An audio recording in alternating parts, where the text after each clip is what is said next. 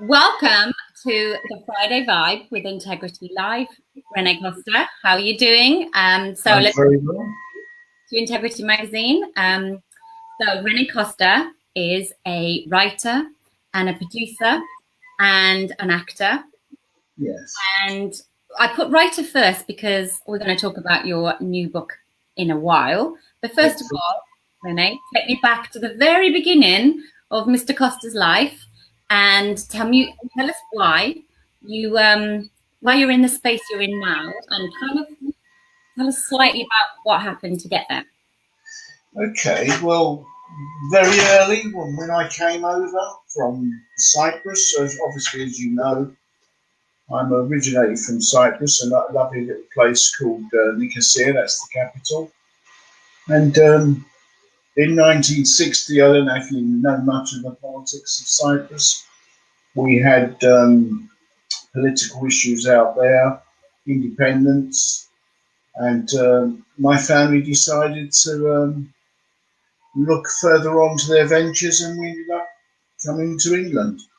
What No brought them, knowledge to us. Sorry? what brought them here? Well, just a new life. Obviously, there was a lot going on out there. There was a lot of danger. Um, I don't know if you know much of the politics. There was civil wars going on. And, for our safety, I think our parents wanted to give us a better life. Yeah. And, we came over in 1959, early 60, and it was hard, believe me, coming from one country that you're used to, and obviously you've got all the comforts around you, and then coming to England. And I always remember to this day, and I know it's crazy, my first morning arriving and waking up and looking out the window and looking at this giant clock, and always my wife would, confirm this. And I said to her, I remember this clock and loads of fog, and I was thinking, where are we? Where are we? Because it was so, surreal, where you're in the sunshine and all of a sudden you're in England. Obviously, I come from a family of, well, there's 5 of us now, but there was 4 kids. My mum and dad, he used to run a nightclub in Cyprus, very successful. Okay. And when we came over, obviously our first priority was to find somewhere to settle and back into the club business. That's what my dad did. Did he choose London? He chose London. He chose North London. Okay. And he opened another nightclub there in 61, 62, during the days of the protection rackets. Okay. I don't know much about that. Little bit. It's all in my book. Obviously, with protection rackets, again, I was so small, I didn't understand what was going on. All I could remember was walking down into the restaurant stroke club and seeing the whole place smashed up. Not once, many a times, all of us as kids, but we couldn't understand what it was about. But it was to do with gangs wanted to, various funds, and they would protect the club. But my father weren't having any of it. So he seeked his revenge. It was all in the newspapers back in 64, 65. So your dad sought his own revenge? Oh, absolutely, yeah. He had a lot of disciples around him that obviously came over at the same time, and they singled them out and found them, and the case went to the Old Bailey, and a lot of people were prosecuted, and it made the news of the world, which I still have the newspapers to this day. If you got in the news of the world, you were pretty famous, right? Yeah, I was proud. We still have the clippings now of my dad, because my dad wasn't really a troublemaker, but if trouble came to him, He knew how to handle himself. Yeah, he'll welcome it. He'll think, okay, I'm the good guy here, so. I have some of this. Yeah, it's all about, we've all grown up in it, and I suppose it's all in my book. It's to do with bullying because we've all grown up, in schools, in various places you go, you're always going to come up against bullies. In those days, there were gangs that demanded money, but it goes on. And at the end of the day, my book, Fight Fire with Fire, is basically saying to you is don't back down. At the end of the day, they want to throw the fire at you, give it back to them, and that's the only way you can survive. And is your book about bullying? Is it like a recount of your dad's situation, of your childhood? It's my About your situation. book in a little while, but let's talk about your book now, right? So, Yeah, absolutely. huge accomplishment, and then we'll talk about Rene as an actor and a Yeah, producer. yeah, yeah. Well, I'm more, stroke right. I love writing. You know, that's my passion is writing. I've written. I'm good at writing comedy. Right. I produced something a couple of years back, comedy, but yeah, I do like writing something that's different, outside the box. And that's what made me, gave me the idea. I thought it's about time I wrote my autobiography because there is so many interesting things in there. So many. Steve, my co-writer, he helped me write the book because I will send it to him. He will edit it, and he came back and says, "Bloody hell, mate!" He says, "I lived a sheltered life compared to you because it was non-stop." Yeah. There's so much that went on in our lives, and I don't want to dampen my father's name, but my father was a bit of a drinker, and when he drank, he he wasn't a very nice man. Let's put it this way. Yeah, But then, yeah, love yeah, but it explains in the book, which I had to think about how I was going to write it in there, not to make him look as if he was evil because he wasn't. He had issues as a kid. But So the drink is evil, though. It's the drink that changes people, right? I've absolutely. been around alcoholism, my stepfather, other people. So I understand alcoholism and how it impacts the family. And then also you're very affected by it. So you tend to choose people, Oh, absolutely. you know, Yeah. yeah. And I've always said to my kids, as they've grown up, and everyone likes to drink. They all like going out. You like having a good time. And I've always said to my kids, go out, have a good time, do everything. That's like I said to you, always stay in control.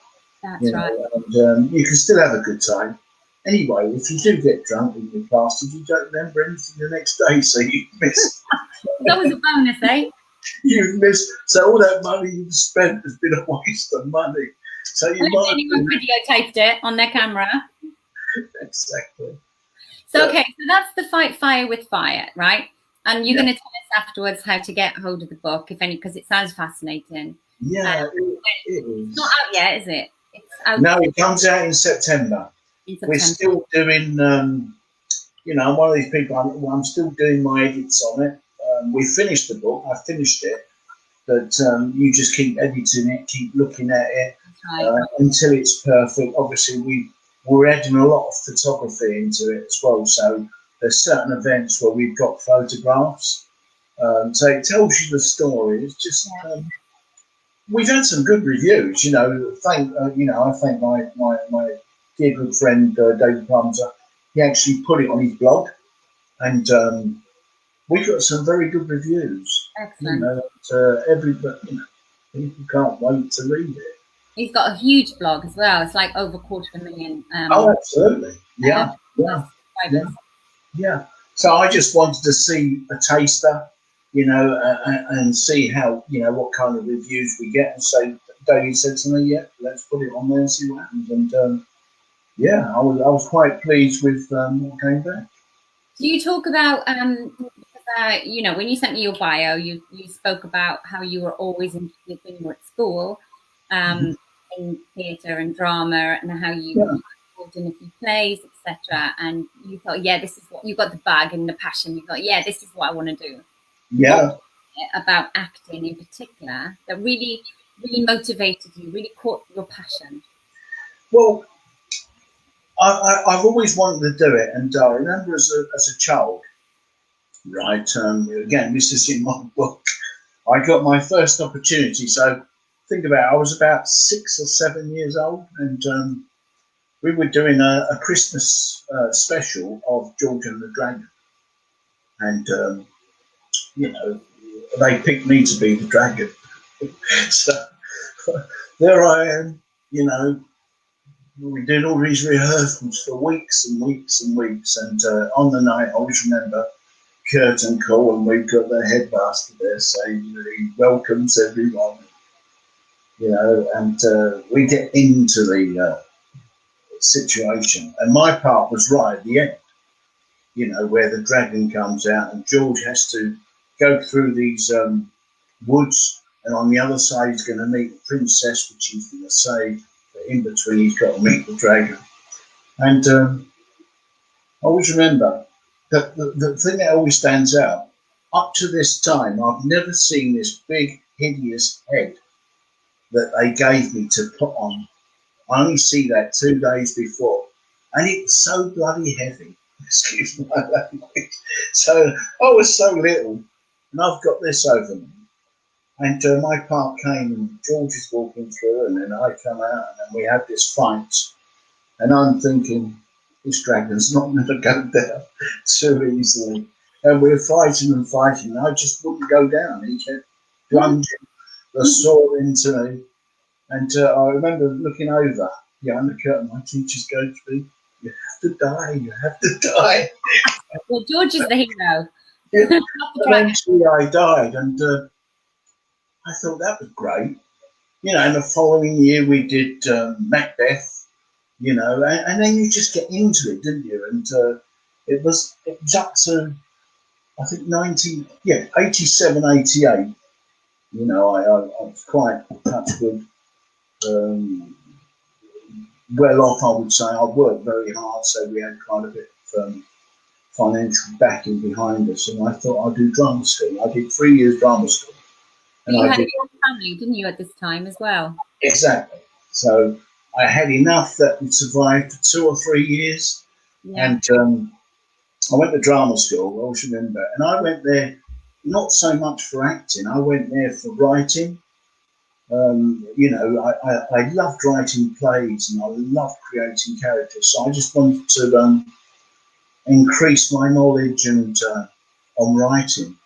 But what they did there on this course, they did character acting, they did singing, they did dancing, we played silly billies, you know, everything you could imagine. This and that, the other. We had to go out to various libraries, do some research about various characters before we got into character. And I enjoyed it, I loved it. But then what happened?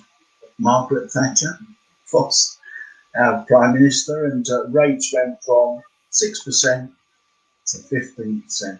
Oh, what do we do now? You know, I had 1 more year, you know, before I can get my equity card and everything, but I had to find a job otherwise, you know, everything I've worked hard for. So I went back to work, and I thought, I'll come back to it at a later stage. And as your circumstances change. And when did you come back to it? What brought you back? What did you know? What was the trigger to bring you back? Right. Well, I came back to it, believe it or not, 1995. Right. And it was just by chance I came back into it. You know, I was set up on a TV show that went, you know, nationally, 15, 16 million people saw it. London weekend television, and I was set up because of my temperament. My daughter thought, I'm going to set my dad up, and she set me up. Mm-hmm. No, you know, not known to me that my wife said she's met her boyfriend, and one thing and the other, and I had to go and meet him. He's invited us to a restaurant, and I was set up on this show. And a few days later, my phone just kept ringing, you know, kept ringing. And I went and saw a couple of people, obviously met them, and got an agent in London. And my first performance I did was on the bill. Remember the bill? Okay. Yeah, yeah. I was a pimp, you know. Nice. Why they picked me as a pimp. And then from there, you know, you get the bug and, you know, you start doing more and more productions yourself. I started writing more. I produced a couple of my own projects. You know, I did, I don't know if you heard one of my projects called The Crappers. Yeah, the crackers. I really, really, you know, I thoroughly enjoyed doing that. You know, it was a very, very good production. And last year, this year, we finished Memoirs of a Dying Man, which we Yeah, won. You know, we got into the final. that's Unfortunately, right. we didn't win it, but we were in the last Is that four. Rio? Rio Independent Yeah, Film. yeah. And there's a couple more, you know, that I'm waiting for feedback. And I've So, got here. So, Memoirs of a Dying Man is an yeah, old-time gangster on his deathbed having flashbacks about his life, and it's yeah, a deal of regret. Is that right? yeah, yeah. And he has flashbacks of some of the things that he's done and the regrets he's had. And what we did, I just wanted to do something new with it, you know, something different. And it was so easy to give everyone a script and let's go out and do it. What I wanted them to do is act it out, and then we were going to narrate it, and that's what we did. So Okay. we turned it into a documentary, black and white, like they have in the 30s, 40s. And, you know, I was very proud of it. And loads of classical music in there, Mozart, Bach, you know, Schubert, you know, and it worked. It worked. You know, I was pleased. It done what I wanted it to do. Was it a short film or a feature film? It was a short. It was Yeah. a documentary, half an hour. Okay. Very pleased with it. It took me a year to do it. I was going to say half an hour is quite a long time for a short, isn't it? Yeah, yeah. And obviously, because I do a lot of the funding myself. Right. Okay. I don't do crowdfunding. I don't, you know, go out looking for money. I put it down. For me, I enjoy the fun. I enjoy the fuss. And if I've got something that I do believe in, I will go and do it. You know, It's very hard, isn't it, Rene, to get funding? There are so many film directors and producers out there. yeah, and The ideas and the projects are amazing, aren't they? And yet they can't get off the ground. yeah, you know, to me, my biggest regret was obviously when I did the Crappers, I wrote 6 episodes. You know, really good old-fashioned comedy. You know, and nothing that I don't know if you ever saw the first episode, but it was all original. It was nothing in there that you think, oh, I stole this from that show. It was all original stuff, and I just wanted to test the water, see what reaction we got. We got some fantastic reactions, and then obviously put it out and do 6 episodes. But you know, you're probably talking at 3, 4, £5 million to actually do the whole series, which is a lot of money. You know, I haven't given up on it. I'm hoping next year again we're going to start plugging it again. Yeah. And go again. You know. But you've been in other, like, quite really well-known films, such as Revolver with Jason Statham, Mummy Returns, 100. Yeah. I did a lot of my early stuff. I did a lot of background stuff. Obviously, I had been an extra because that's how you learn your trade. And for me, I was always curious to know how they do behind the cameras, behind the scenes, and you do all that. The big breaks that I got, I did. I don't know if you heard of a guy called Rock Salt. Yeah, yeah. Right, you know, Rock. He's a very good guy, very gifted. You know, to me, he's a gifted writer. You know, and so grateful. He gave me a fantastic part in his film 11, and I played with Lucy Benjamin from EastEnders. She was my sister. Yes, yeah, blonde. Yeah, and that was an honour to do. You know, I really enjoyed that. It was a great part. I've done various commercials. Last year I was honoured and proud enough to do a commercial with Gerard Butler. No, he keeps coming up. I don't know. I think I'm due to meet this guy because seriously, I can't tell you, all my Scottish friends will tell you because they live near him. Yeah, Just keeps coming on my radar all the time. I'm either going to interview him one day. yeah, he's absolutely one fantastic man, you know, and so humble and so down to earth. And, you know, we were laughing for 3 days, you know, and it wasn't, oh, this is Gerard Butler. It was, you know, at one time I remember just punching him in the stomach, and I'm joking with him, and I had him, and he had tears in his eyes because. He didn't punch you back. Sorry? He didn't punch you back. No, we had this scene we had to do, right? It was quite funny. It was a scene we had to do where what happens is Gerard Butler, I don't know if you've seen the advert, God, I forgot the actual thing that he was promoting, but the advert's about him coming through the sky in a parachute. He lands, right, Enterprise, right, and he lands, and then what happens is he's got all these guys, they want to interview him and take pictures of him, and everywhere he goes, he's been chased by the paparazzi. And we have to do this scene where we're in this bingo hall, and he has to run across the bingo hall. There's all these little ladies playing bingo, and there's bikes in the bingo hall, everything. And as he runs across, he has to, it was suggested that he picks up a glass of water as he's running, drinks it, and as he's running, throws it up in the air. And where it lands, he didn't think about. So he did it, and as it came down, it landed on this poor 88 lady. And I'm behind him. I'm right behind him, so as it's gone up, I can see what's happening. It's landing on this lady. And it, so I went over and I said to her, Paula, are you okay? She says, what happened? What happened? So I said, do you know? She said, I don't know what just happened. And he realised after, you know, because we cut the scene. And he went over and, you know, he couldn't be apologetic enough. But from that, I won't say the joke over the radio because it was a little bit. I gotta keep it clean. But it was funny, you know. The joke that came out of it was he thought was one of the most funniest jokes, you know. That it's lovely to share those moments, though. Yeah, these guys and these actors and actresses on these big pedestals, but you know, for them, oh yeah, some of them are a bit egotistical. We know that, right? Because that's what everyone builds them up to be. But they're just normal, right? It's like Rene Costa becomes this huge household name. You know, you're normal. Your family, you know. Is Graham Redding a friend of yours from the Isle of Wight? Graham Redding from the Isle of Wight. Is he a friend of yours? Graham Redding. No. Hello, Graham Redding from the Isle of Wight. Nice to have you on here. Just said hello. Yeah, so, you know, Rene Costa becomes really super famous. He'll still be Rene Costa, right? Oh, absolutely. So, still Gerard Butler. We forget.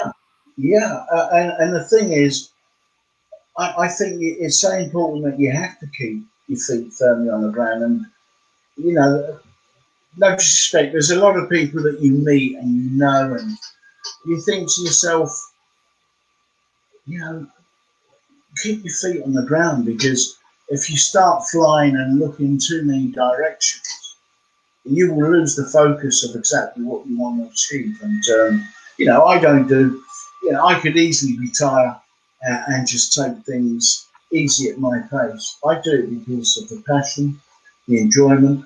A lot of people, I hope a few people listening, quite a few people I've put together. So where I've introduced them and I've seen them go on and do further things. And it's great. And that's what it's all about. It's all about everyone helping each other, everyone pulling together, because they say if you pull together as a team, you will achieve more than trying to do it on your own. And that's what we look for, you know. It's all about the passion and enjoy what you do, you know, and let's not take life too serious. And you've got a lovely quote here. I'm going to read it out. You said, you're always grateful and you appreciate everything the life has given you. Oh, absolutely. Absolutely, you know. You're not feeling lack, you're feeling great. You're feeling like fulfilled, and quite rare. Yeah. I've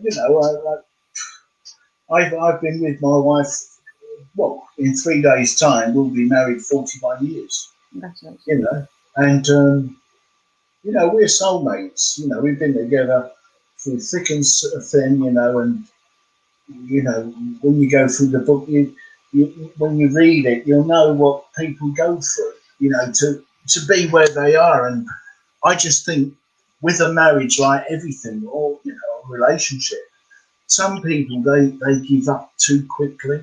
Mm. And what happens? My view is, if you want something, sometimes you have to fight for it a little bit more if you really want it. And I think a lot of couples, you know, you always see it with these relationships break up. They break up because they haven't really given it a go. You know, and the first chance they get where something is not right, they want to go away. You just have to go through those, and we all go through these moments. I'm sure yourself, Paula, you know, you have your moments where you can look back and think, yeah, maybe I could have done it differently, this I'm different. divorced 6 years. With my partner for 24 years. I gave it a long time, believe me. So I do agree with you. I really fought very hard, but I do agree, absolutely. Oh, yeah, there comes a time where you have to. You can't save. Some things you can't save. It doesn't work for everyone. Yeah, yeah. But, you know, you just have to give it a go. Sometimes it works, sometimes it doesn't. It's all about whether you think, yeah, I'm going to make this work. And that's what I say. Sometimes you think, no, he's taking me too far down, or she's taking me too far down. That's the end. But you know, you've had that commitment with your working life, and you know it's great. You know, you've been married 41 years. You've had a really interesting upbringing, Yeah, which you've written about, which is amazing. And so that, you know, fundamentally, you've not thought, right, okay, I'm retired, I'm done, I'm put my feet up. yeah, Like, okay, what's the next project? What else can I do? You know, you're actually enjoying life, and that's really exciting. So yeah. you've had some excitement, you know, lots and lots of achievement and excitement. The Jarrah Butler thing, for example, you can Yeah, tell your yeah. grandchildren. You know, obviously, films and TV and everything is just part of my life. You know, obviously, prior to getting back into the TV, you know, I worked in financial services, and you know, I achieved. I look back and very proud. You know, I got to the status in financial services where I knew I got to the highest level that I knew I could get to. And then where you get to that, you think, well, what do I do now? You know, what do I do now? You know, it's like everything. If you've done that, you think, I want to do something. And then you eventually get to an age where you think, finance is not the issue now. It's about me. And that's what I said to my wife a few years ago. I said, it's about me. About me. Yeah. I said, now it's Ren time. And she says, yeah, go for it. You know, and I think it's very important if you've got someone that understands you and supports you. Absolutely. You know, and that's what we do, you know, and that's what I'm doing. I'm doing what I want to do. You know, I don't, you know, I'm not, what's the word I'm looking for? I've lost my train of thought. You know, I'm not accustomed to anyone. I don't have to put myself to anyone, you know, or answer to anyone. You know, I do what I want. Yeah, you know, and if I want to do something, I will do it. You know, and what advice would you give to somebody? I always ask this: just starting off in the industry, looking to you like a kind of a daddy mentor. You know, you've been there. I'm gonna, you know, Les Brown, my favorite speaker, always said, it's not impossible if somebody's already walked that path before you, right? You know it's possible. You know it's possible. It's just your own mindset. What would you say to somebody who wants to walk the path that you've walked, whether it's acting, directing, screenwriting, writing? What advice would you give someone? Well, what I would say to them is, first of all, is if they want it that badly, is to go for it. Don't sort of shy away or give up, because eventually you have to believe, first of all, you have to believe you're going to reach out and grab it. If you don't, then, you know, you're not. You have to believe that first. Every night you go to sleep, you need to be positive and think tomorrow's another day. Right, it won't happen, because it's going to dip, it's going to go up, it's going to dip, but you will eventually get there. have the right people around you. Mix with the right positive people around you. Don't mix with people that are obviously going to put you down, give you negative vibes. And if you've got all that around you, you've got the right people around you. And I'm sure you know, in this business, it is dog eat dog. And sometimes, you know, I can never understand people that don't wish well to someone. I will support and I will help anyone, you know, and, you know, my fellow actors I've worked with, they all know, you know, when I pull them in, I will give them not just the comfort of what they do, the support and everything. And at the end of the day, keep your feet on the ground, you know, don't lose that. Don't forget who you are and don't forget, you know, where you come from. Right. And one of the reasons why I wanted to interview you is because at the start of lockdown, I didn't know who Rene Costa was. Yeah. Then I joined your group, your Colorama, isn't it? Yeah, Costarama. Okay. Yeah. One of those Facebook pages that kept coming up all the time, and I always liked the stuff that you were posting. Yeah. At the moment. But what I've noticed is your ability. There's this mentoring feeling within your page, for example. You're always encouraging your team, you're always encouraging actors and your associates and your friends. You're always bigging them up, and that's really honorable, and that's something I noticed. So that's why I wanted to. Thank you very much. Thank you. Come across as an honorable person. That is the truth, Paula. You know, for me, you know, we're not competing with it. The only person that we should be competing with is ourselves. That's right. We're not competing with anyone, you know, and at the end of the day, we're all different, we all look different, we all act different, we all have different thoughts in our heads, and at the end of the day, you know, support your fellow friend, actor, stroke writer in any way you can, because at the end of the day, if he's got 10 posts and 10 people see that and you share that, you may get another 10, you may get another 5, but all you're doing is helping. And that's what it's all about. And I've always been a true believer in that. You know, with my book, you know, it's taken me a year to write it. And, you know, if I didn't have the right people around me, you know, my friend Steve Corshaw, he's a fantastic, he's a writer himself. If I didn't have him, you know, I wanted to speak to him first. We went down to where he is up north, and I spent 3 or 4 days with him, and I said, I can't do this without you, Steve. Right? I won't do it without you. So he says, I'm there. And we started writing last year, and then when we got lockdown, you think, well, what do you do now? And lockdown. You're right. I wrote 2 books in lockdown. I got 2 books published in 1 month. Yeah. I was a makeup artist before that, and I worked in events, and obviously live. And I produced, you know, I published 2 books, because you have to, if you've got that mindset where you think, okay, let's respond to this the right way, and you're the same, right?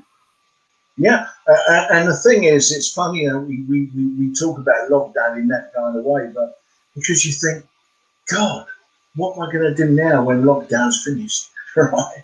Because I've got so much I want to do, but obviously the work starts again, you know, and at the moment, you know, you're getting the availabilities, you're sent scripts to look at, and you're thinking, okay, you know, they're just looking obviously for the right times that we're going to be doing it again. I imagine another 4 to 6 weeks, everyone will be back to normal.